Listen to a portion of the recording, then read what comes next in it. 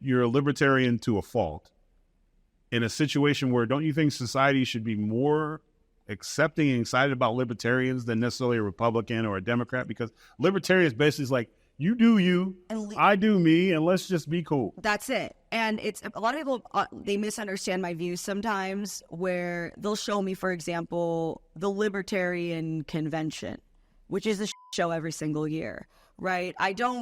But for me, and I'm not a registered libertarian in the Libertarian Party. I'm independent, but libertarian best describes my views. I think if a libertarian registers as a libertarian, they're not being really libertarian. Right. And that makes any sense at all. I think this year there was a 7 or 8 ballots that need to be conducted because everybody's kept voting for none of the above, which is the most libertarian thing ever. Right, as you should, yeah. Yeah, but for me, the ideal situation is not to have a candidate that agrees with me on everything. For me, the ideal situation is to have a system of government where the government is so significantly smaller that it doesn't matter that much who wins the election in terms of us all getting to live our own lives the best we see fit, because I think that our system shouldn't give these people that much power in the first place. Right. People have to freak out about who's winning the election that much because it doesn't matter that much because you get to decide what's best for you.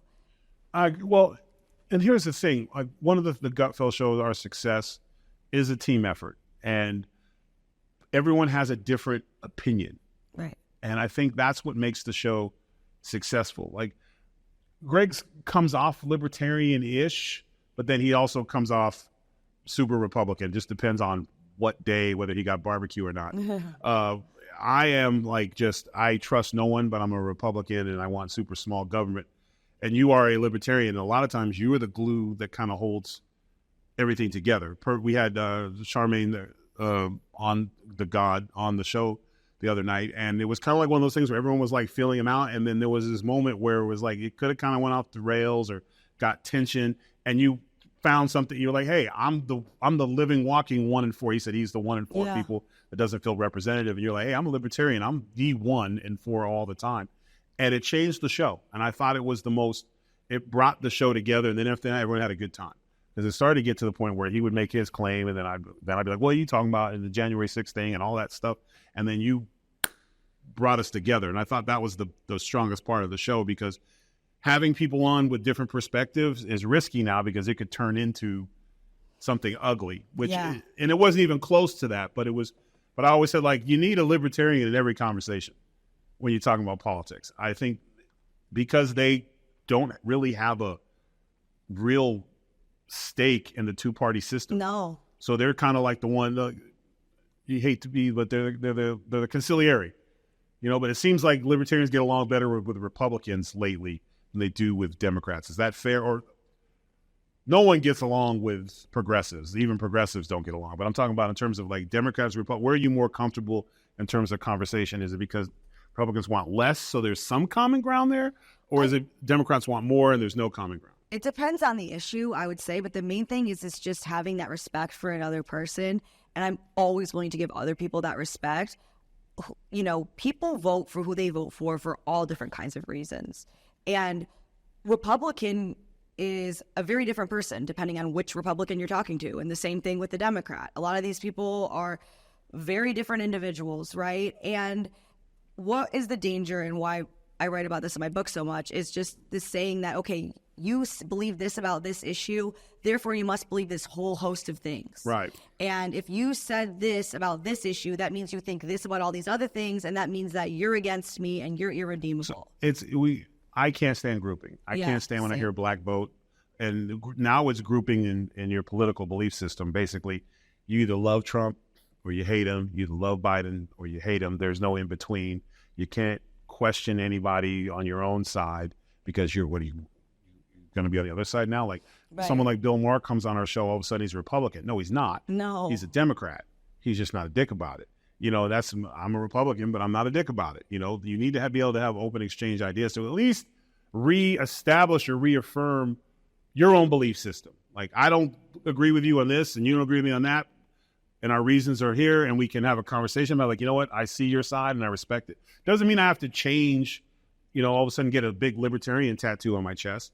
How you do that better than I do in terms of like bringing someone together? Is Is it a game plan when you interview someone, when you're working with someone? Like, I'm going to find something in common with them? Or is it just naturally just happens? I don't think it's natural for any of us. I think humans are tribal by nature. I mean, you go back to like the beginning of humans, right? So you do kind of have to work against it. And I think it's worth it, though, in terms of relationships, in terms of finding the truth, in terms of things also like creativity.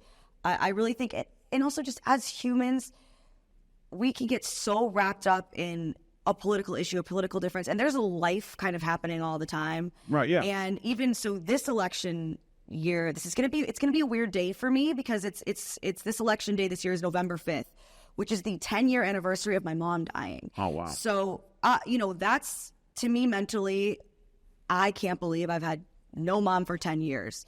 And I'm going to be thinking about that day. I think about it every year on that day. 10 years is a hell of a milestone, right, to have gone. Yeah. And I'm going to be thinking about that on that day as everybody's going to be screaming at each other about this guy versus half that the country is going to either be screaming and the other half's going to be celebrating. People are going to be having babies on November 5th. People are going to be dying themselves on November 5th. Tyrus will be in a hotel somewhere by oceans. Yeah.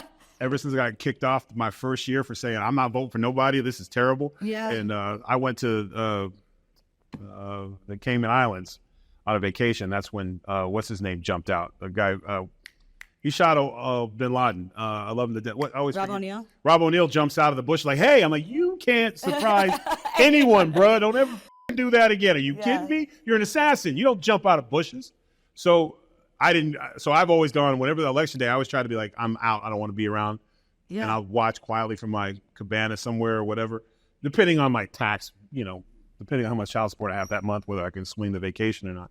But how important is it to get away from it? Like, because when you walk away from Fox, you aren't still debating what's going on in the political history. Like, you have your friends, like who you're friends with has nothing to do with political at all, right? You don't have anyone that's based on. Have you lost any friends during all this where someone's like, I can't believe you? One friend, unfortunately, which it's sad. To throw away a friendship over voting. And again, it was the same views that I've always had, too. Right. Yeah, it's not new. It's not new. It's just that Trump broke a lot of people's brains. I think. I mean, is it Trump that breaks brains, or is it just that media stopped being media and just became a gossip column? And when they decide to go after somebody, facts and stuff, because if you just told the news, I should never really know if an anchor likes a presidential candidate or not. Correct? Yeah, I think because we're comedians on a show that we make jokes, we make fun of everybody. But don't you think when it comes to the news, you should know the reporter's political beliefs? Yeah, I think it's also what broke people's brains is what, my new book's about, the binary thinking of this or that. And if you're not with me on this, then you're against me on everything. And I think that's so harmful. But I also just think that something that I've said on TV, and you've also said this on TV before too, is something that a lot of people don't say sometimes, which is, I'm not actually mad about this. Yeah, no, the Barbie movie, the Barbie controversy. I have 3 daughters. Not mad. They're gonna watch it. Like, dun, dun, dun, dun, yeah. Dun. You're like, I'm actually think this is okay. Like, I'm not stressing about this. I'm not angry about this. Yeah, when I sat with my daughters watching Barbie, I feel like you're not. Yeah. One time I was like, we got to get out of here. My manhood's in. They're trying to take my manhood. But you said it's not for you. It's not about me. Right. Hey, guess what? I never bought a Barbie either. So I don't even have a claim in the argument if I didn't like the movie, because I did not participate, because I played with G.I. Joe and Transformers and He-Man for a while. And I kind of aged out when the Transformers got cool, but I had to move on. I had to grow up. But no time was there Barbies. I customized figures. Like, I drew blood on my G.I. Joes and all that kind of stuff. I never did it with Barbie. I never did her hair or makeup and stuff, because that just wasn't my thing. My daughters love Barbie. Absolutely. When the movie came out, I was like, we're not seeing that because they're not respectful to men. Yeah. Well, Barbie's been disrespectful to men for a long time. Have you seen Ken with his clothes off? So that's pretty disrespectful. So I think it's fair to move on. But, oh my God, it was like we covered it for a week. It was Barbie Gate. I was like. And I did get it. I used to like you until or 10 when I was like, I liked the movie. And I was like, that's it. I'm never watching you again. I'm like, because I liked the Barbie movie. Is there a show that could be put together to where we bring the trolls on TV and they have to show up a talent? Like, they have to show a talent. Like, they have to either one, do your job for a day, or two, show some kind of talent. What would trolling for stars with Tyrus and Timpf? How can we, guys? Any creative? Anyone? Nothing. Everyone's looking at their phones. Sons of But they bitches. wouldn't be allowed to show their faces because No, they only can. notoriety. No. We have to. You only get to see. You have to show their faces because that's the point. Is like when they show up. But the thing is, like, but we're not going to give them their real name. Like, well, the whole time we'll give them a fake name, so they don't get any. Like, people just being judged based off their talent. Sometimes I'll see, because sometimes I will see some of the comment. I'll be like, "Whose grandma is this?" Like, who? Yeah, there's a lot of mean grandmas out there. And a lot of grandmas who are in the mood. I don't know if you've experienced that, but my last stand-up show, I meant to tell you. So this lady during the meet and greet came up and she was like, the last concert I went to was Billy Joel. Mm-hmm. And I was like, sweet. And she's like, and I threw my underwear on the stage at him. And I was like, oh, okay. Cool. And she's like, I brought underwear to throw to. She was 98 years young. And she was like, I brought my underwear, but I laughed and I had to pee, so I had to switch them. So I couldn't. What a thing to share. I guess when you're 98, like, you don't care. And she didn't care. Yeah. I'm having a hard time saying this. She was just like, and I was going to throw it to you, but I had to pee. So I had to switch out. And I was like, you're not going to throw the other ones, are we? And she was like, oh, no, I threw them out. I was like, oh, well, thank you. She's like, but I just love you, hug. And I'm like, thanks. Yeah. And then her daughter was like, oh, and they were old lady underwear too. I was like, as if I needed to think that grandma was rocking a thong. Yeah. But, but nothing would have been, but in my mind, I don't know what I would do if I got hit with the underwear while telling a joke. I don't. And it's worse for you because you're a woman and men are, at least women are polite. Show up to my meet and greet with BDSM stuff like fuzzy handcuffs and a leash and other things. Yeah, I do get the, hey, tell Kat. And I would say, no. I'm not going to tell her. Or, hey, what's the story with her and her husband? Is that a thing? Is that a thing? No, bro, she's waiting for you. Thank God that she. I love that. Like, if only I were 40 years younger. It's like, then what? Yeah. No, I don't even get that. I think the elderlies are like, no, I got a new hip. What you want to do? That's probably the greatest one ever. It was right in front of her husband. She's like, look, I just got 2 new hips. What you want to do? We going to do this or not? Like, quit teasing me. You're in my bedroom every night. And I'm like, I didn't ask you to go to bed and watch Gutfeld. And I still don't know where this crazy love affair with elderly women, but I'll take it because they'll turn it in. And at least they're mine are little cute elderly women, but I'm in no mortal danger. You know what I'm saying? Like, there will never be a news story where Tyrus was held down against his will by a 98-year-old woman. And, should be really strong. I love all my fans. If you're an old man, love you. But if you're bringing a little leash to me, maybe not. Then that's enough. I think that's a line. I think that's a fair line. Yeah. Yeah.